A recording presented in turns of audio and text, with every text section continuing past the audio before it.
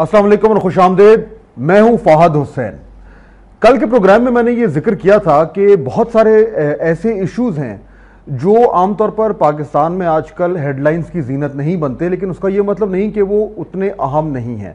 और मैं ज़ाती तौर पर ये कोशिश कर रहा हूं कि वक्तन फ़वक्तन उस किस्म के इश्यूज़ को मंजर आम पे लाया जाए जो पाकिस्तान के लिए बहुत अहम है, जिनको समझना हमारे लिए बहुत अहम है। अब इस वक्त आप जानते हैं कि जब हेडलाइंस की बात होती है तो नून लीग और इमरान खान के दरमियान जो इस वक्त एक तसादुम का समा है वो हम रोज़ाना देख भी रहे हैं, सुन भी रहे हैं, और हेडलाइंस में ज़ोर और शोर से जो है इस इशू को उछाला जा रहा है। लेकिन उसके साथ साथ एक और पहलू भी है PMLN का, जिसका जिक्र मैं आज करना चाहूँगा, और वो है जो सिंध में इस वक्त जमात कोशिशें कर रही है कि अपनी प्रेजेंस को बढ़ाए। अब इस हवाले से चंद एक अहम डेवलपमेंट्स हुई हैं। आज के प्रोग्राम में मैं सिंध की जो उभरती हुई सियासी सूरत हाल है उस पर कुछ गुफ्तगू करूंगा, ताकि हम ये समझ पाएं कि आने वाले इलेक्शंस में जो इत्तेहाद हो रहे हैं, जो सीट एडजस्टमेंट्स हो रही हैं, और जो जमातें किस तरीके से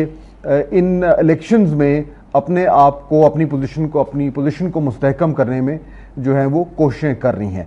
अब चंद एक अहम डेवलपमेंट्स है वो मैं आपके सामने रखना चाहूंगा एज अ बैकग्राउंडर, और उसके बाद हम इस पे गुफ्तगू करेंगे। आप जानते हैं कि पिछले महीने PMLN ने एक अहम इत्तेहाद किया है कि सीट एडजस्टमेंट एक अलायंस हुआ है, और वो अलायंस जो है वो सिंध यूनाइटेड पार्टी के साथ हुआ है। जलाल महमूद शाह साहब जो उसके रहनुमा हैं, ये एक फ्रंट रो नेशनलिस्ट जमात है। शाह साहब जो हैं वो GM सैयद के पोते भी हैं, जो मशहूर व मारूफ बड़े पाए के लीडर हैं सिंध के। ये जो अलायंस हुआ है इसकी सिंबॉलिक वैल्यू बहुत ज़्यादा है। एक तरफ PMLN जो कि जिसकी एक शनाख्त है पंजाब के हवाले से उसकी, और एक नेशनलिस्ट फ्रंट लाइन नेशनलिस्ट जमात के साथ एक अलायंस जो है, इसका पॉलिटिकली इसका जो सिंबलिज्म है वो बड़ा अहम है। अब इसका जो ऑन द ग्राउंड इलेक्शंस में सीटों के हवाले से क्या डेवलपमेंट होगी वो तो आने वाले दिनों में हमें मालूम होगा, लेकिन ये सिंध की सियासत में एक बड़ी डेवलपमेंट है। सिंध प्रोग्रेसिव नेशनलिस्ट अलायंस 3 जमातों की अलायंस है, जिसमें अवामी तहरीक याज लतीफ़ पलेजो साहब की, सिंध यूनाइटेड पार्टी जलाल महमूद शाह साहब की, और सिंध तरक्की पसंद पार्टी डॉक्टर कादिर मक्सी की। ये 3 अहम नेशनलिस्ट पार्टीज हैं, इनका अलायंस था। अब क्योंकि सिंध यूनाइटेड पार्टी जो है वो नून लीग के साथ उन्होंने एडजस्टमेंट की है, तो इस अलायंस में भी कहा यह जा रहा है कि कुछ दरारें जो हैं वो नजर आ रही हैं, और जो बाकी 2 जमातें हैं वो ज़्यादा खुश नहीं हैं जलाल शाह साहब के इस फैसले से। लेकिन दूसरी तरफ PMLN का जो एक प्रोफाइल है सिंध में वो कुछ बढ़ता हुआ नजर आ रहा है। अब सिंध हमेशा से पाकिस्तान पीपल्स पार्टी की स्ट्रेंथ रही है, अब भी है। क्या ये जो नई डेवलपमेंट्स हो रही हैं इससे पीपल्स पार्टी की पोजीशन को कोई खतरा है, और क्या PMLN जैसी पार्टी के साथ मिलकर नेशनलिस्ट पार्टीज को भी फायदा हो सकता है इलेक्ट्रली? ये वो अहम सवालात हैं जिनको मैं रखूंगा सामने अपने 2 मेहमानों के, जो यहाँ की सियासत को बहुत अच्छी तरह जानते हैं।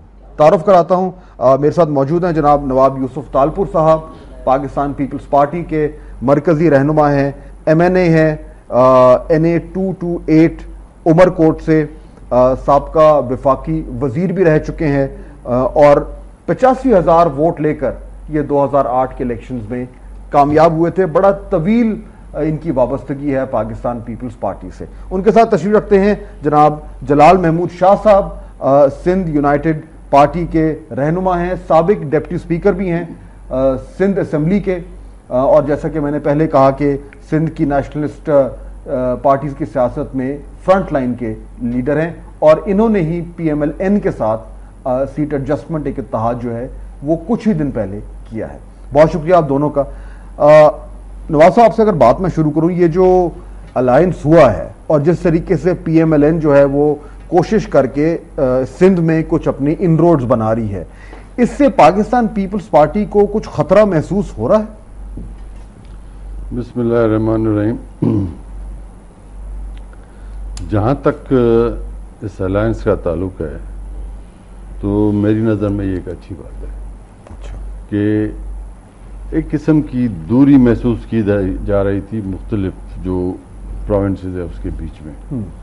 उस दूरी के हवाले से ये एक अहम पेशरफ्त है यहाँ की पार्टी के हवाले से भी, और जो इनका अलायंस है उस पूरे अलायंस के हवाले से भी, और नवाज शरीफ के हवाले से भी, क्योंकि वो एक बड़े।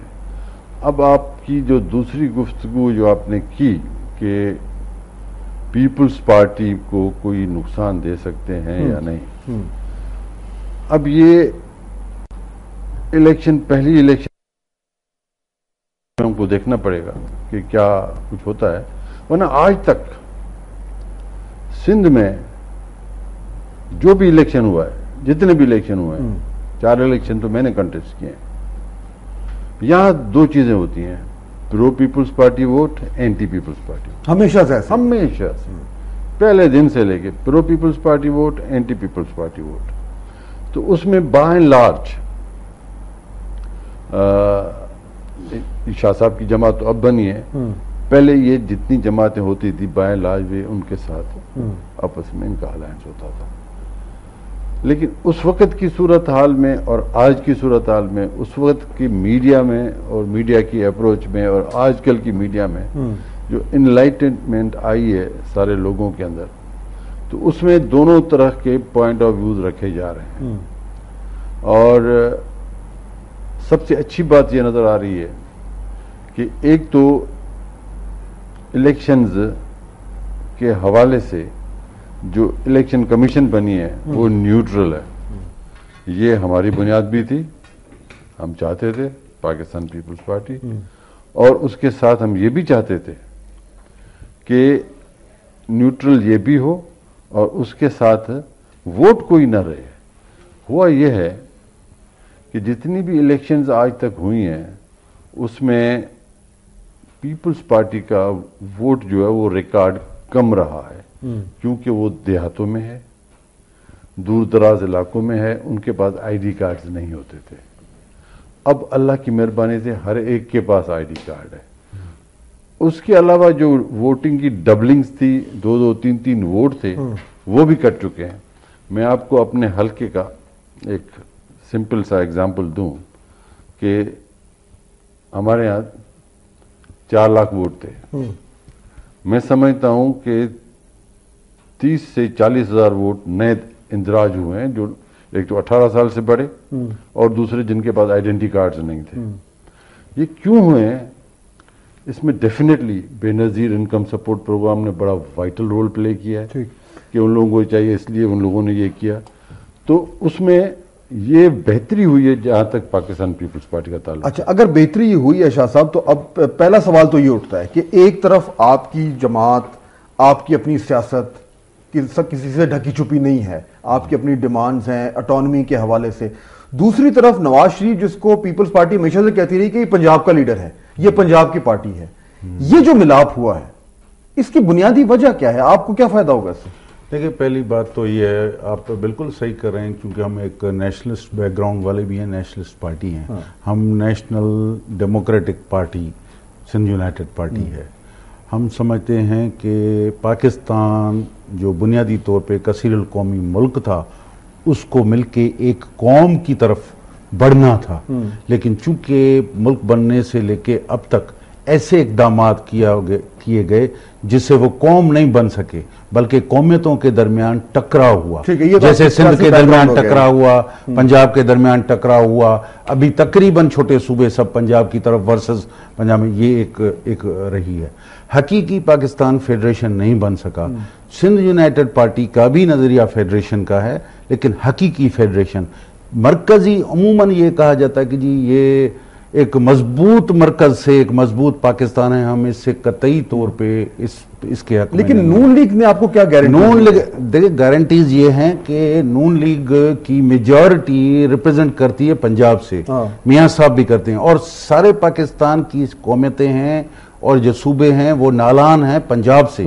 हम समझते हैं कि अभी जो भी डिलीवर करना है वो पंजाब को डिलीवर करना है। अगर हर किसी पार्टी को है कि अब मियां साहब ये कह रहे हैं कि भाई हम सिंध के साथ भी हम आगे 1 स्टेप फॉरवर्ड जाते हैं, बलूचिस्तान के साथ भी हम आगे जाएंगे।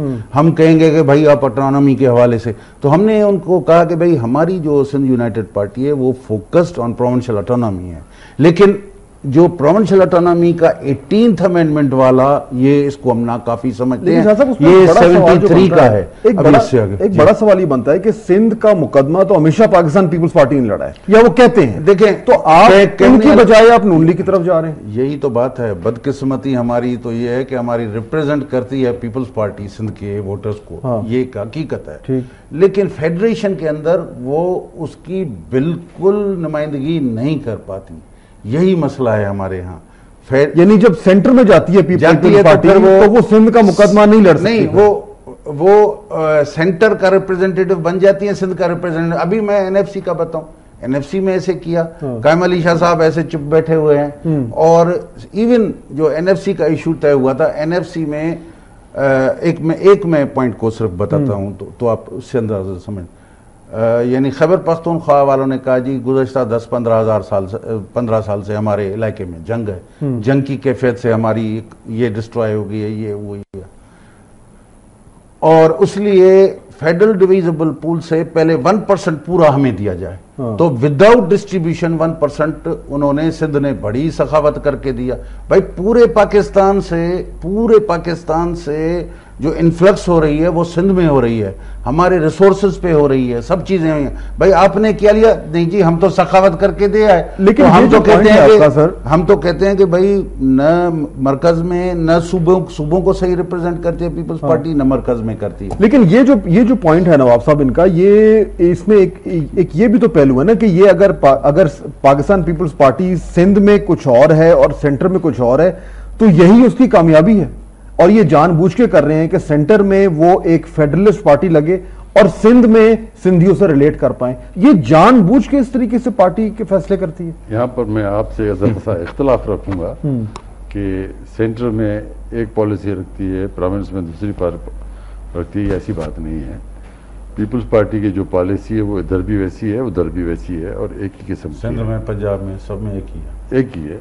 लेकिन फिर कालाबाग डैम पे पंजाब असेंबली में पीपल्स पार्टी ऐलान करती है कि हमें कालाबाग डैम चाहिए, और सिंध में मुखालफत करती है। तो क्या मैं एग्जांपल देने वाला था कालाबाग डैम, क्या ये एक मौकूफ है? लिसन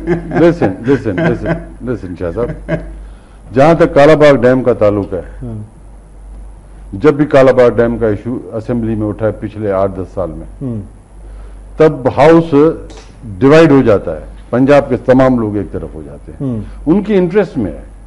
ये कालाबाग डैम पंजाब की इंटरेस्ट में है, बाकी तीनों सूबों के इंटरेस्ट में नहीं है।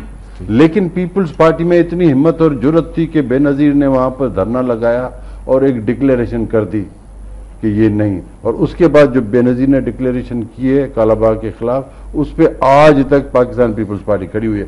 उसके अलावा अगर किसी के अपने व्यूज हैं तो मैं समझता हूं कि सियासत में हर एक को अपना व्यूज रखने का। लेकिन ये एक इंपॉर्टेंट पॉइंट है, मैं थोड़ा सा और समझना चाहूंगा। ब्रेक का वक्त, थोड़ा सा एक ब्रेक लेते हैं, वापस आएंगे। तो ये एक अहम नुकता है, अगर आपने सिंध की सियासत को समझना है तो हमें पाकिस्तान पीपल्स पार्टी का जो एक रवैया है उसको समझने की जरूरत है। कालाबाग डैम का जो एग्जांपल है जो शाह साहब ने रखा, ये इंपॉर्टेंट है। इसको जरा थोड़ा सा मजीद समझेंगे कि क्या पाकिस्तान पीपल्स पार्टी में जो पंजाब के लोग हैं वो पंजाब की पोजीशन लेते हैं, जो सिंध के लोग हैं वो सिंध की पोजीशन लेते हैं, तो आखिर पाकिस्तान पीपल्स पार्टी बहैसियत जमात की क्या कोई पोजीशन है?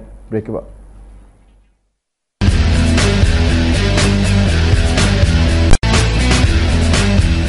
ब्रेक के बाद खुशामदीद।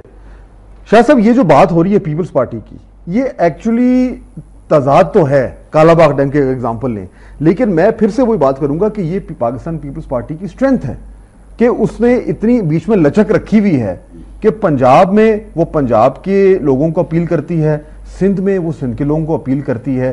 तो वो जो कहा जाता है ना चारों सूबों की जंजीर, ये जो लचक है, और उसमें कालाबाग डैम की एग्जांपल, ये इनकी स्ट्रेंथ है।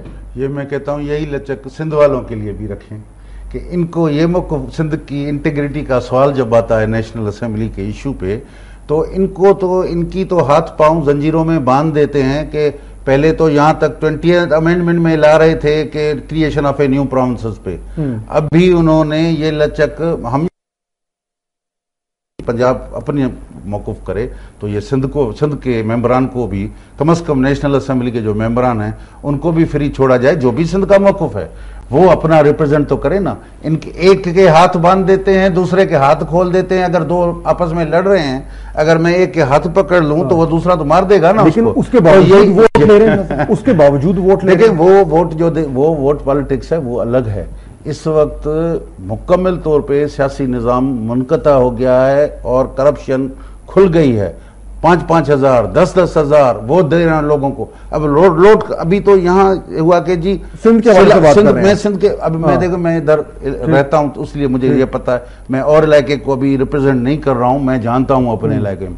भाई पहले इमदाद मिलेगी, अगर सैलाब से मुतासरीन को इंतजाम मिलेगी कि आप मुझे वोट करोगे, कसम करोगे खाओ कि अगर वोट दोगे तो फिर तो तुम्हें इमदाद मिलेगी, ठीक है, वरना इमदाद भी नहीं है। ये खुल्लम खुला हो रहा है, ये हो रहा है जी, खुल्लम खुला हो रहा है। आप आए, हर इलाके में आए, हो सकता है नवाब साहब के इलाके में ना हो, बाकी जो इलाके हैं वहां पे ये कार्रवाई है। भाई एड भी ये खुल्लम खुला ऐसा क्यों है? ये सियासत भी हो रही है। मुझे मोहज़रत के साथ शाह साहब के लिए बेहद इज्जत है। ये जो चीज कही नहीं इन्होंने, ये बड़ी ज्यादती की है इन्होंने, क्यों? न कि पीपल्स पार्टी के साथ लेकिन सिंध के लोगों के साथ। ये मेरे साथ चले, मैं पूरा इनको उमरकोट घुमाता हूँ अगर कहीं भी ऐसी चीज निकल आए सामने, क्योंकि वहां पर हमने ओपन फोरम्स भी किए हैं, पब्लिक फोरम्स भी किए हैं। मैं गारंटी से कह सकता हूं कि हमारे यहाँ उमरकोट डिस्ट्रिक्ट में 90% जो डिस्ट्रीब्यूशन हुई होगी, क्योंकि जब आप वास्ट लेवल पे डिस्ट्रीब्यूशन करते हैं तो 100% तो आप अमेरिका में भी नहीं कर सकते। लेकिन खाम खा इस किस्म का इल्जाम देना, लेकिन बेनज़ीर इनकम सपोर्ट प्रोग्राम सियासी बुनियादों पर इस्तेमाल नहीं हो रहा, बिल्कुल नहीं हो रहा। ये कहोगे तो मैं आपको गारंटी दूंगा, अगर सियासी बुनियादों पर होता तो बाहर से कोई उनको डोनर्स नहीं मिलते, बाहर के कोई मुल्क उनको फंड्स नहीं देते। हमारे पास कहाँ है फंड जो हम अपना इनको दे सकेंगे? ये तो बाहर से फंड्स मिल रहे हैं, वो ट्रांसपेरेंसी की वजह से ये जो फंड्स है वो मिल रहे हैं। लेकिन जो बात जहां शाह साहब के साथ मैं बात करूंगा तो इनसे गुजारिश भी करूंगा कि 18th अमेंडमेंट काफी नहीं है। मैं खुद मुत्तफिक हूं शाह साहब के 18 नहीं है, लेकिन 18th अमेंडमेंट जो पास हुई है अब इसको रद्द किया जा रहा है। इसको इस तरह से इसको सबोताज किया जा रहा है कि नई मिनिस्ट्रीज बनाने की कोशिश की जा रही है, चाहे मेरी गवर्नमेंट क्यों ना हो। लेकिन चाहे मेरी गवर्नमेंट क्यों ना हो, बनी है ना सर, जो मिनिस्टर रज़ा रब्बानी साहब ने भी ऑब्जेक्शन रेज किया, मैं थोड़ा जरा 2 मिनट आप मेरी बात सुन लें वो। लेकिन मियां साहब से कहो इस पे तो जरा स्टैंड ले लें कि भाई 18th अमेंडमेंट जो पास हुई इसमें उनकी जमात थी। अब ये 18th अमेंडमेंट के सिलसिले में सवा इसके कि वो दोबारा अगर कोई उनको अमेंडमेंट लानी है तो वो पार्लियामेंट में ले आए। अदर देन दैट इसके ऊपर बात तो रद्द कौन कर रहा है जी? कौन रद्द कर रहा है? पूछो कौन रद्द कर रहा है? वहां पर लोकल कॉन्स्पिरेसी चल रही है। आपकी जमात भी शामिल है उसमें?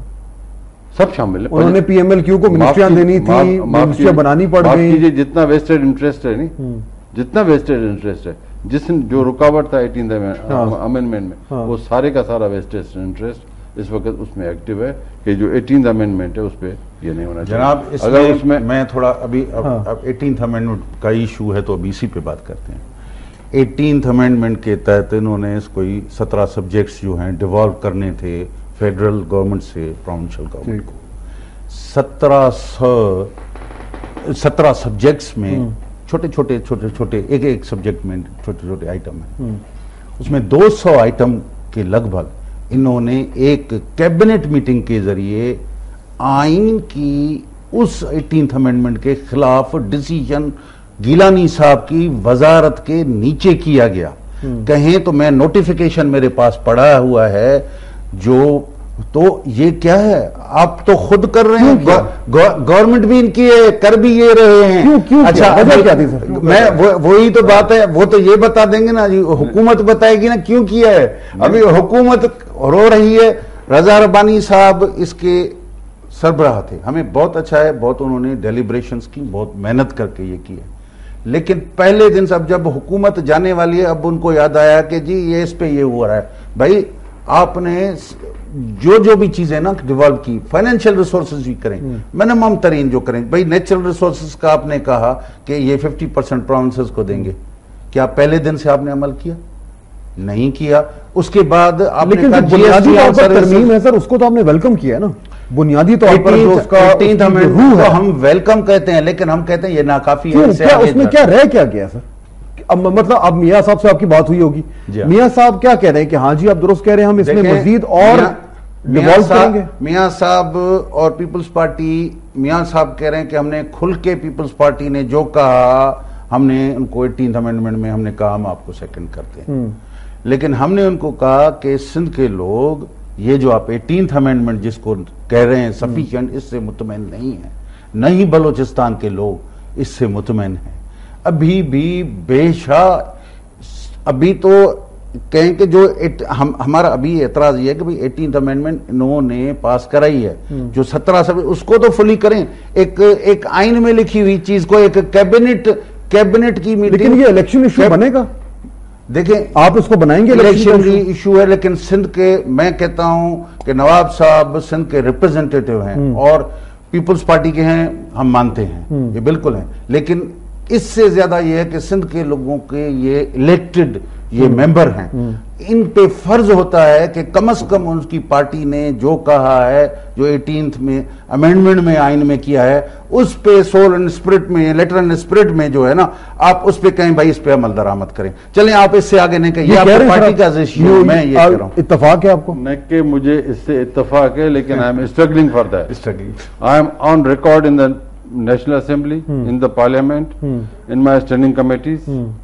अभी भी एक स्टैंडिंग कमेटी की मीटिंग हुई थी जिसमें इस किस्म का एक इशू रेज किया। आप अपनी हुकूमत से एहतजाज कर रहे हैं? नहीं, हुकूमत की बात इसमें नहीं है, इसमें वर्किंग जो होती है, जिस किस्म की यहाँ वर्किंग होती है, उसमें जो वेस्टेड इंटरेस्ट है उनको गालिबन पता ही जब चला। अब शाह साहब तो 18वीं अमेंडमेंट से आगे जा रहे हैं, मैं उनसे गुजारिश करूंगा पहले 18वीं अमेंडमेंट पूरी ले तो लें, फिर उसके बाद अगली, फिर उसके बाद आगे चले। क्योंकि अगर इतना इजी होती है 18th अमेंडमेंट, ये डिवैल्यूएशन अगर इतनी इजी होती तो 73 का फैसला था जो 83 में होना था, 83 का फैसला 12 में हुआ है या 11 में हुआ। लेकिन उसमें कैपेसिटी इशू भी तो है ना सर? नहीं, जो आप बात कर रहे हैं, हेल्थ का हो गया, एजुकेशन का हो गया, डोनर कह रहा है कि जी हेल्थ मिनिस्ट्री डिवॉल्व होगी, कैपेसिटी इश्यूज हैं प्रोविंसेस में। अब इसमें हमें उस वक्त भी पता था,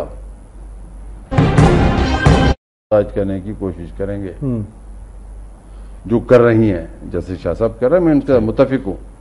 अब लेकिन ये 18th अमेंडमेंट का एक फैसला तो हो गया नहीं कॉन्स्टिट्यूशनली, अब लोगों में अगर हिम्मत है तो वो ले भी लेंगे, 100% ले लेंगे। सर उसमें एक बेसिक सवाल उठा है ना, पोलियो का एग्जाम्पल है, वो डोनर कह रहा है कि हम फेडरल लेवल से पोलियो की मुहिम चला रहे हैं, वहां नहीं चल पा रही, अगर प्रोविंसेस में आ गई तो ये कैसे चलेगी? बच्चों को पोलियो हो रहा है, पाकिस्तान वाहिद मुल्क है दुनिया में जहां पोलियो सबसे ज्यादा लोग करने ही नहीं देंगे तो आप बिल्ड कैसे होगी? आप उनको देंगे, फिर खराब चलाएंगे, अच्छा चलाएंगे, उसमें बेहतरी आएगी। आप उनको देंगे ही नहीं, आप पहले कह देंगे ये नहीं चला सकते। फेडरल ब्यूरोक्रेसी को खत्म करना भी एक तरीका है, उसको भी प्रोविंशियल कर दें सारा। देखें ये तो है ना, जिन जो सब्जेक्ट्स है ना वो तो उसको तो वो तो प्रोविंशियल होने ना, जो प्रोविंशियल सब्जेक्ट्स हैं वो तो प्रोविंशियल होने हैं ना।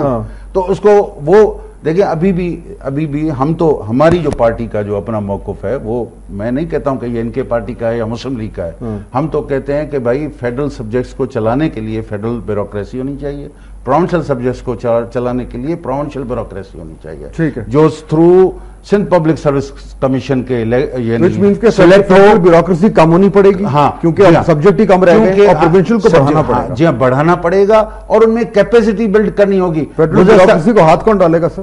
फेडरल ब्यूरोक्रेसी को हाथ कौन डालेगा? जब सबसे आपका बाकी सब मसाइल पे हाथ तो डालना पड़ेगा ना, डालेंगे नहीं तो डल चुका, डालेंगे नहीं तो कैसे होगा?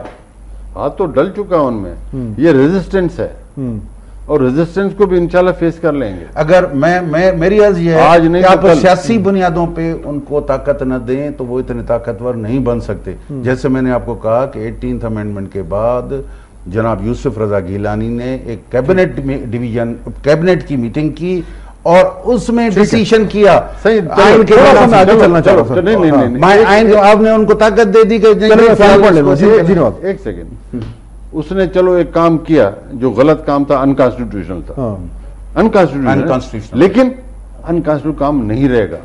आपकी इलेक्शन है 6-8 महीने के बाद, लोग आ जाएंगे, ले आओ सही। मैं तो कहता हूं कि ये पीपुल्स पार्टी थी जिसने ये 18 अमेंडमेंट इसी तरह से भी लंगड़ी लुली इधर की है, वरना ये भी बहुत मुश्किल। अच्छा, अब मैं थोड़ा सा आगे चलता हूँ सर। ये कर तो रही पीपल्स पार्टी ना इलेक्शन में, मैं ख्याल है ये अपना इलेक्शन की रैलीज में ये बात भी करेंगे। मैं ये जानना चाह रहा हूँ शाह साहब कि आपने नून लीग के साथ जो कुछ किया है, आप जेन्युइनली बिलीव करते हैं कि पीपल्स पार्टी की सिंध में जो पोजीशन है उसको नुकसान पहुंचा सकती है अब नून लीग आपके साथ मिलकर और दीगर जो नेशनलिस्ट लोग हैं उनके साथ ज्वाइन कर रहे हैं? नुकसान और फायदे की, मैं हर पार्टी को अपना प्रोग्राम प्रोपेगेट करने का राइट है। पीपल्स पार्टी को अपना राइट है, मुस्लिम लीग को राइट है, सिंध यूनाइटेड पार्टी को राइट है अपना प्रोग्राम प्रोपेगेट करे। हम समझते हैं कि हम मैटर करेंगे।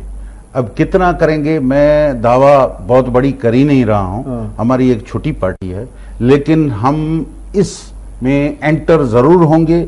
हम 10, 15, 20 सीटों पे जरूर खड़े होंगे, और नहीं तो 5-7 सीटें जरूर निकालेंगे नून लीग के साथ मिलके। नून लीग के अलावा मैं बात कर रहा हूं अपनी जमात की। अब नून लीग की कैपेसिटी वो खुद जानते हैं, वो कितनी है, कम है, ज्यादा है। क्या असेसमेंट आपने देखा है? में आए हैं, मैं समझता हूं कि कम से कम वो सीटें जिस पे पहले नून लीग आई है, गुज़श्ता जब 97 में जब इलेक्शन हुए थे तो तकरीबन 16-17 मुस्लिम लीग ने प्रोविंशियल असेंबली की सीट्स ली थी और कुछ नेशनल असेंबली की। मैं कहता हूं कि अंदाजन इतनी बिल्कुल आराम से ले लेगी, लेकिन और उससे बढ़कर लेगी। लेकिन मैं ये अंदाजा अब कितनी, अब मैं नहीं कह सकता। मैं तो कहता हूं कि 130 सीट्स पे जो सूबाई असेंबली सिंध की थी, तो 10-15 ऐसी सीटें थी जिनके पास, इनके पास भी कैंडिडेट नहीं थे, उनको बुला के दिया। ठीक है, चलो हालात इनके हक में चले गए और जीत गए, लेकिन ये भी हुआ। तो इतनी हम नहीं दावा कर रहे हैं कि जो बहुत, लेकिन हम मैटर करेंगे। मुझे सर नवाज साहब ये बताएं कि अब जहां पे पीपल्स पार्टी के वोटर की बात हो रही है, मेरा सवाल का जवाब तो सही नहीं दे कि हम बुला के सीट देते तो भी जीत जाते। मैं इसी तरफ आ रहा था। आपने बेनजीर को शहीद भी तो कराया ना, तो भाई वो तो हम तो नहीं करा सके। कल भी यही बात कर रहा था कि पाकिस्तान पीपल्स पार्टी का, तो उसी वजह से जीते। पाकिस्तान पीपल्स पार्टी का एक जज्बाती वोटर है, उसको इसमें नहीं, एक उसका लगाव है पार्टी के साथ।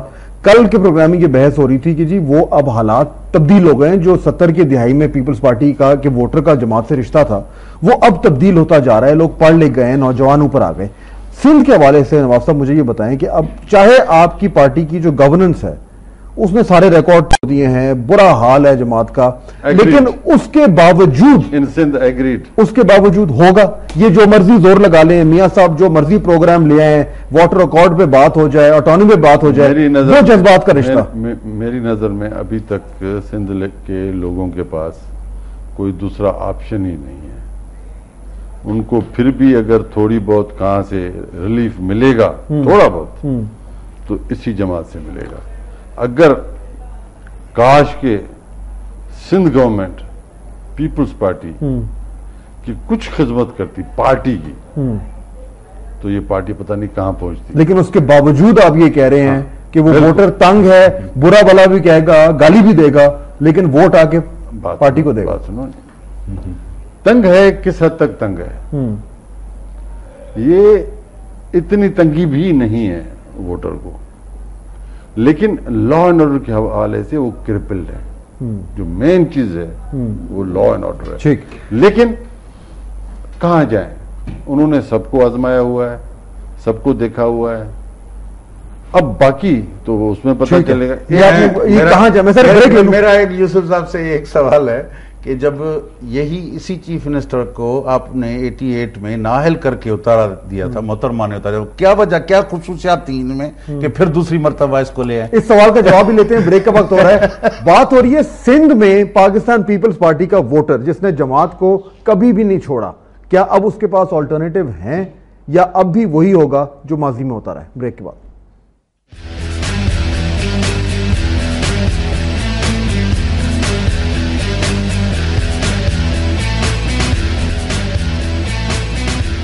ब्रेक के बाद खुश आमदेद। शाह साहब, नवाब यूसुफ तालपुर साहब इन्हें 228 85,000 वोट से जीते।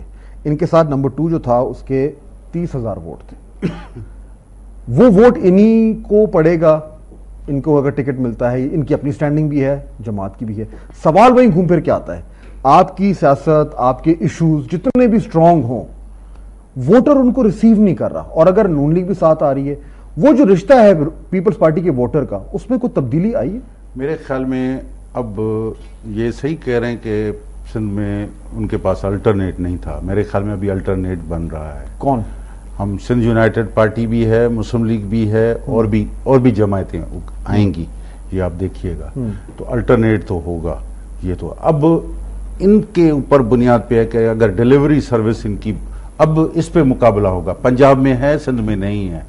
डिलीवरी और सर्विस पे तो उनको वोट मिल ही नहीं रहा सर, यही तो पॉइंट है सारा। वो लेकिन खराब डिलीवरी और सर्विस है, फिर भी वोट नहीं, ये तो अभी नहीं पड़ेगी। ये आप देखिएगा, अभी डिलीवरी पे होगा।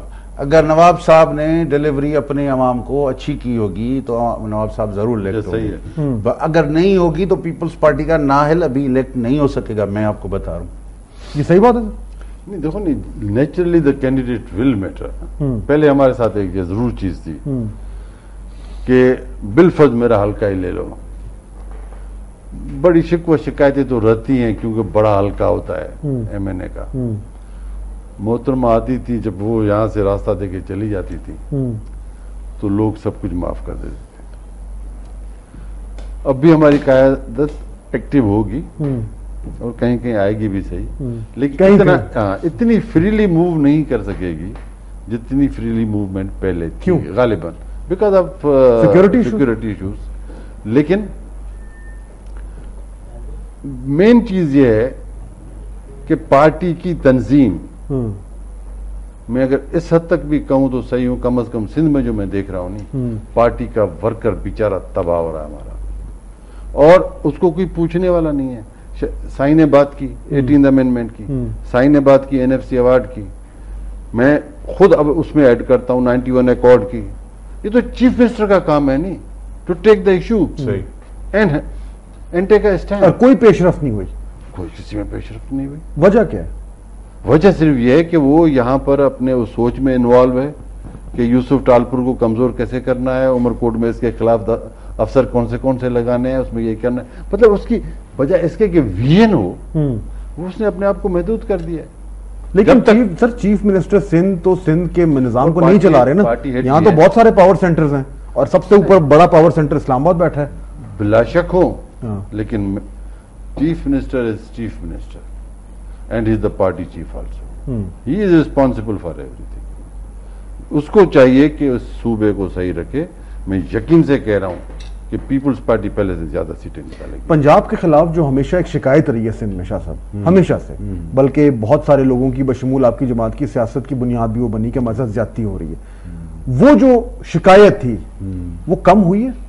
देखें, अब ये पंजाब की क़यादत पे है कि वो क्या प्रोविंसेस को मजीद देख के उनके साथ हकीकी वफाकी निजाम बनाना चाहते हैं। लेकिन कुछ कम हुआ पिछले 3-4 साल में, मैं समझता हूं। एनएफसी के बाद इसके जो कुछ हुआ, मेरे ख्याल में एनएफसी पे भी नहीं हुआ है, 18th अमेंडमेंट पे भी नहीं हुआ है। क्यों? वजह क्या? उसकी वजह है 18th अमेंडमेंट हुई तो पूरा, जब ये यहाँ पे ये कर रहे थे, पूरा सिंध बंद था उस दिन, 18th अमेंडमेंट वाले दिन ये पास कर रहे थे कि बहुत सिंध खुश है, पूरी सिंध नाराज थी। लेकिन पंजाब में तो नहीं निकाला, पंजाब में तो नहीं बनाया 18th अमेंडमेंट। देखे ना, देखो अब उसकी छोड़े ना, मैं उसकी वजाहत तो नहीं कर रहा हूं ना, किसी जमायत की या उसकी तो नहीं कर रहा हूं कि वो पंजाब ने किया या नहीं किया। लेकिन बात ये है कि पीपल्स पार्टी बहुत खुश है कि हमने 18th अमेंडमेंट बहुत एक बड़ा कारनामा किया है। लेकिन हम ये कह रहे हैं कि उस वक्त पूरा सिंध बंद था, ये पार्लियामेंट में ये पास कर रहे थे।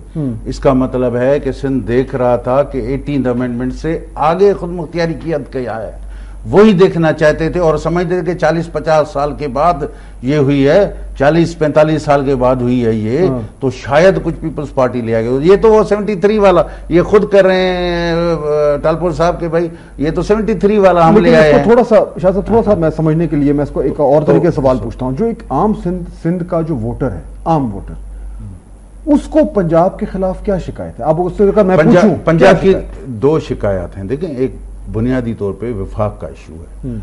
वफाक हकीकी वफाक है या नहीं, उसमें आमतौर पे ये देखा जाता है कि पूरी एक वफाकी सारे निज़ाम के अंदर एक कौमियत की जो पंजाब को रिप्रेजेंट करती है उसका मिलिट्री में भी अख्तियार ज्यादा है, ब्यूरोक्रेसी में भी अख्तियार उसका ज्यादा है, सियासत में चूंकि अक्सरियती बुनियाद पे वो है उसका है। लेकिन ये उन सारी बुनियादों की वजह से ये सिंध के वोटर के जहन में किसने डाली है बातें?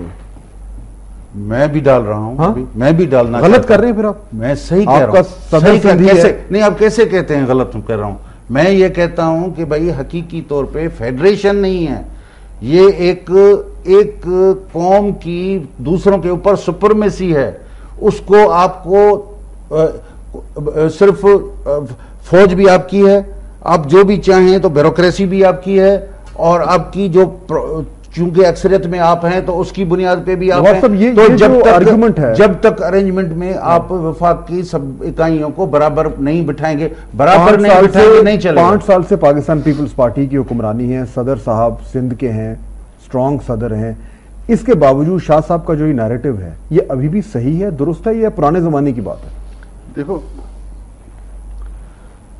शाह साहब की जो गुफ्तगू है वो यही है कि 4 फेडरेटिंग यूनिट्स हैं, जो एक हकीकत है। और जब तक आप इस फेडरेशन को इन रियल सेंस फेडरेशन नहीं बनाओगे,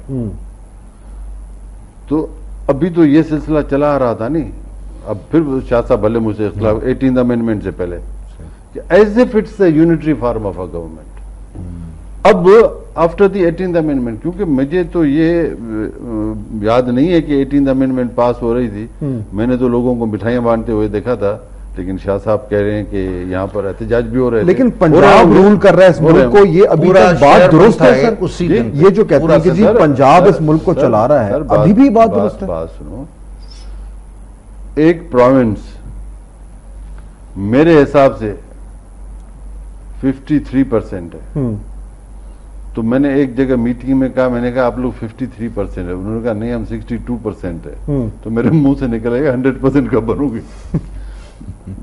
यानी if there is one province वो मेजॉरिटी पे है और तीनों सब पूरा पाकिस्तान मिल जाता है तो भी वो मेजॉरिटी में है, तो जब तक आप उनको कोई इक्वलिटी के बेसिस पे या 1940 के रेजोल्यूशन के बेसिस पे, या उन्हें छोटा कर दें जी, 2 टुकड़े कर दें। छोटा देखो, छोटा मेरी नजर में, मैं हो सकता हूं गलत हूं। हाँ।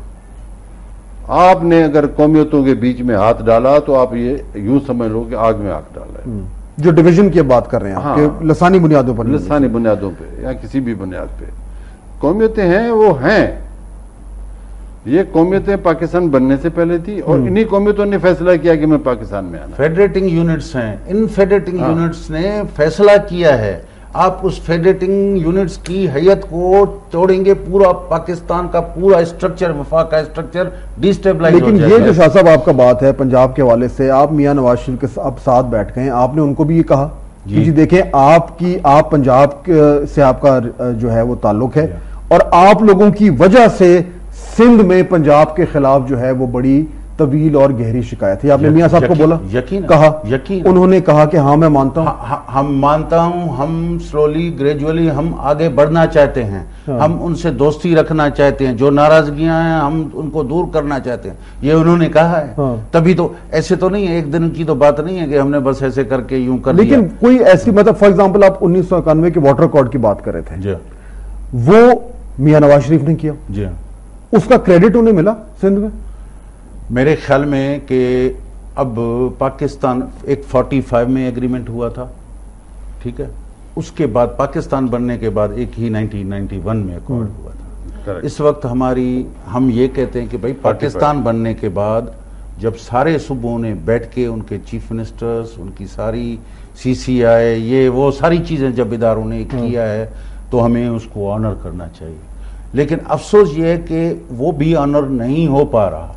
अभी भी हिस्टोरिकल बेसिस पे 94 का कोई मेरा सवाल दूसरा था, एक पंजाब के लीडर ने वो अकॉर्ड किया जो देना मुतालबा था, अप्रिशिएट क्रेडिट मिलता है, क्रेडिट आम सिंधी वोटर कहता है देखो जी उस पंजाब के लीडर ने अप्रिशिएट होता है। ये उसमें भी सिंध का जो पॉइंट ऑफ व्यू है वो ये है कि हमें 1945 का जो अकॉर्ड है वो चाहिए, क्योंकि उसमें बेसिक जो लोअर रिपेयर ने उसकी बात की हुई है। लेकिन चूंकि ये 91 का एक अकॉर्ड कंसेंसस के साथ बना है, तो जब तक वो मिले तब तक इस पे तो अमल हो, अब इस पे ही अमल नहीं हो रहा। Same thing like 18th amendment. कौन नहीं करवा सेम सही से कौन जिम्मेदार है? इरसा, अभी तो इरसा है, इरसा के ऊपर इरसा इज ऑटोनॉमस। पॉलिटिकल फेलियर है ना। मैं थोड़ी अर्ज करूं। अगेन अगर इस तरह तो खोल के बात करोगे देन इट इज पंजाब। चलो बात करो मेरे से। फिर से पंजाब है? नेचुरली यार। क्यों? अभी मैंने मीटिंग की थी, स्टैंडिंग कमेटी, हमने कॉल किया था इरसा को। हाँ। तो मैंने कहा कि ये आपने जो थल कैनाल और ये खोल दिए हैं और ग्रेटर थर कैनाल, ग्रेटर थर कैनाल तो अभी तक अप्रूव ही नहीं हुआ, आपने कैसे ये से कहां से हुआ? हाँ नहीं हुआ। तो पंजाब का जो मेंबर है वहां पर, उसने कहा कि हम अपने हिस्से का पानी दे रहे हैं, सिंध के हिस्से का नहीं दे रहे हैं। अच्छा। तो मैंने सिंध के मेंबर से पूछा तो उसने कहा हाँ ये सही कहते हैं, अपने हिस्से का। अरे भाई वो अप्रूव्ड ही नहीं है एक कैनाल, अब वहां से जा रहा है। अब मैंने दूसरा सवाल किया कि सिंध के 15 से लेके 20,000 क्यूसेक्स पानी इस पॉइंट से लेके इस पॉइंट के बीच में गायब हो रहे हैं, कहां जा रहे हैं, ये तो जरा हमें बताओ।